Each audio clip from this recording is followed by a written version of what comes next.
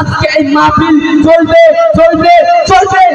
আজকে বক্তা ওয়াজ করবে শ্রোতার ইচ্ছাই না, আজকে বক্তা ওয়াজ করবে বক্তার ইচ্ছাই না, আজকে বক্তা ওয়াজ করবে সভাপতির ইচ্ছাই না, আজকে বক্তা ওয়াজ করবে রাজনীতি কোনো কথা শুনে না, আজকে বক্তা ওয়াজ হবে পবিত্র কোরআনকে কথা বলেন ঠিক কিনা? তালাবুল ইলমি ফারিদাতুন আলা কুল্লি মুসলিম।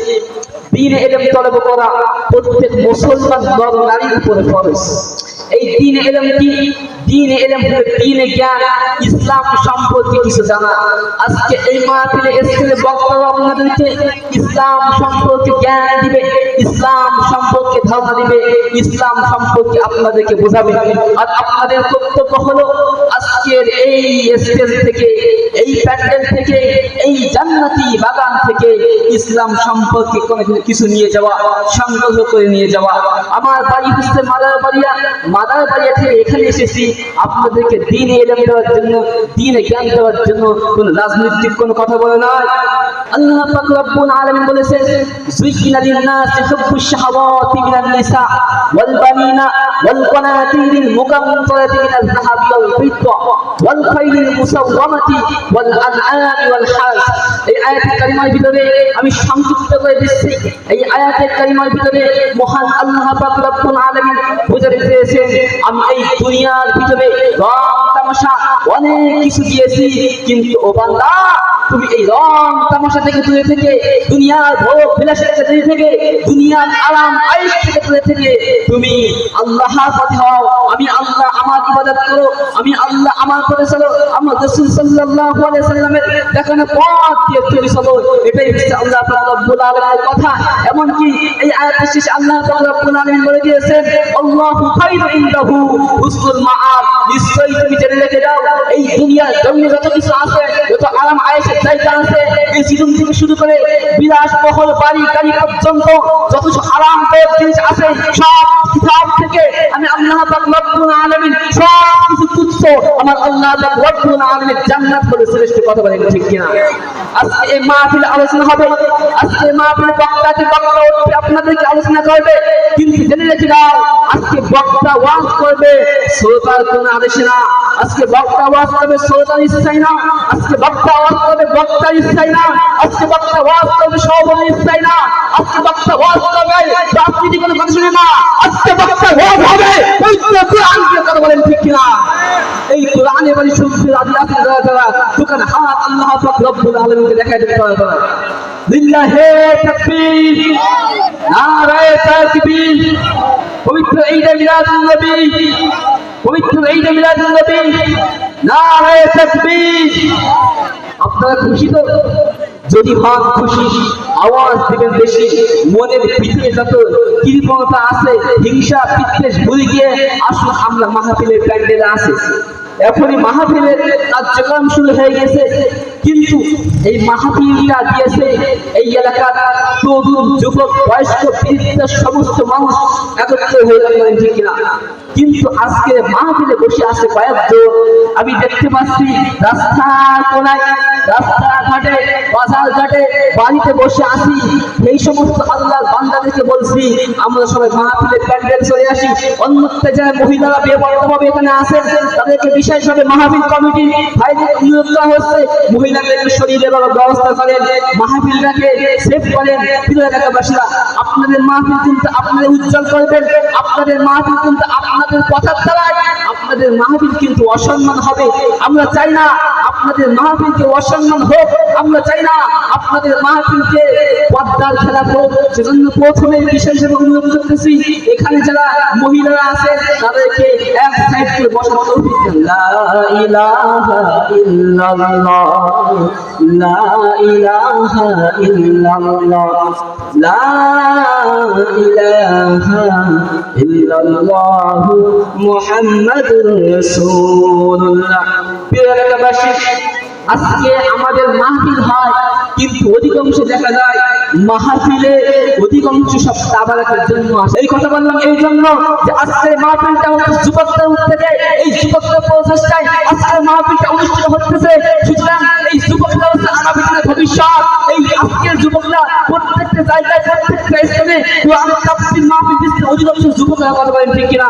সুতরাং এটা থেকে বোঝা যায় আগামী বাংলাদেশ হবে ইসলাম কান্ট্রি বাংলাদেশ, আগামী বাংলাদেশ হবে রাষ্ট্রনীতি ইসলামী বাংলাদেশ, আগামী বাংলাদেশে বিধান চলবে শুধুমাত্র কেবলমাত্র কোরআন নাস্তিক বেঈমানের ভাষা দিয়ে, নাস্তিক বেঈমানের কথা দিয়ে কোরআনের মালিককে এই কোরআন অস্বীকার করতে পারবে না কথা বলেন ঠিক কিনা?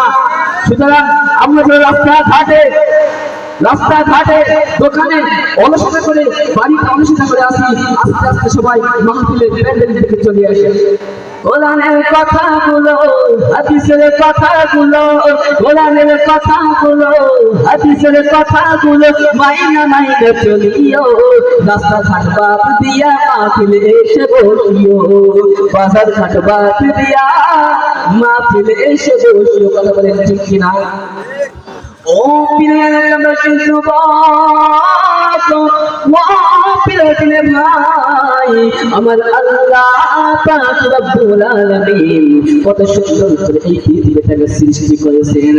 আমার আল্লাহ পাক রব্বুল আলামিন প্রিয় হাবিব নবী করিম সাল্লাল্লাহু আলাইহি ওয়াসাল্লাম তাহার মন্তব্য, তাহার গুরুত্ব আমি শুধু নয়, আজকের মাহফিলের প্রধান বক্তা তিনিও যদি আলোচনা করতে শেষ করে ফেলে আজকের প্রধান বক্তা আলোচনা শেষ হয়ে যাবে।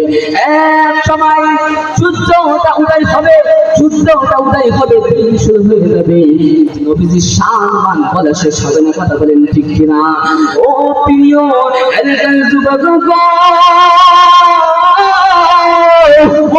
প্রিয় যুবক ভাই, আজকে আপনাদের প্রচেষ্টায় এই সুন্দরতম মাহফিল হচ্ছে, আজকে আপনাদের প্রচেষ্টায় এই সুন্দরতম দিনে জজবা হচ্ছে।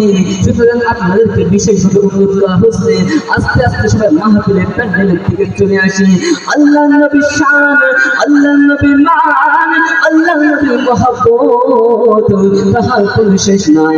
এক সাহাবী নাম আবু তাহতা রাদিয়াল্লাহু তাআলা আনহু, আল্লাহ রাসূল তাকে বলে, আবু তাহতা রে,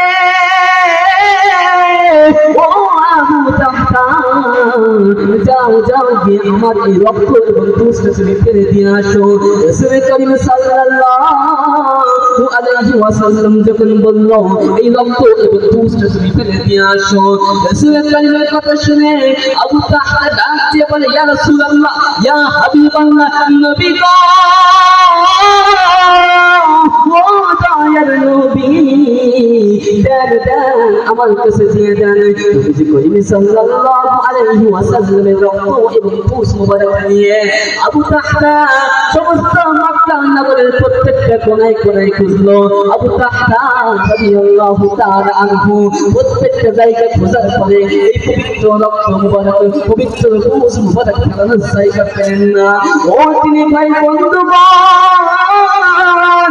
ও প্রিয় ভাই গো, আবু তাহতা রাদিয়াল্লাহু তাআলা আনহু যখন রাসূল করিম সাল্লাল্লাহু আলাইহি ওয়াসাল্লামের এখানে চলে আসলেন, রাসূল করিম সাল্লাল্লাহু আলাইহি ওয়াসাল্লাম বলল, ও আবু তাহতা, কোথায় তুমি রক্ত বুঝ ফেলেছো? আবু তাহতা রাদিয়াল্লাহু তাআলা আনহু ডাক দিয়ে বলে, ও নবী, দয়ার নবী, মায়ার নবী গো, ও দয়ার নবী, আপনার রক্ত মুবারক, আপনার দুধ মুবারক এত দামি, আমি আবু তাহতা বলে দিলাম, আপনার রক্ত মুবারক ফেলানোর মতন এই মক্কা জমিনে কোনো জায়গা পেলাম না। আপনার রক্ত মুবারক, আপনার দুধ মুবারক ফেলানোর মতন কোনো জায়গা পেলাম না, সেজন্য আমি তাহতা রাদিয়াল্লাহু তাআলা আনহু আপনার রক্ত মুবারক এবং আপনার দুধ মুবারক খেয়ে ফেলে দিলাম। সুবহানাল্লাহ। আল্লাহ রাসূল ডাক দিয়ে বলেন, ও আবু তাহতা রে,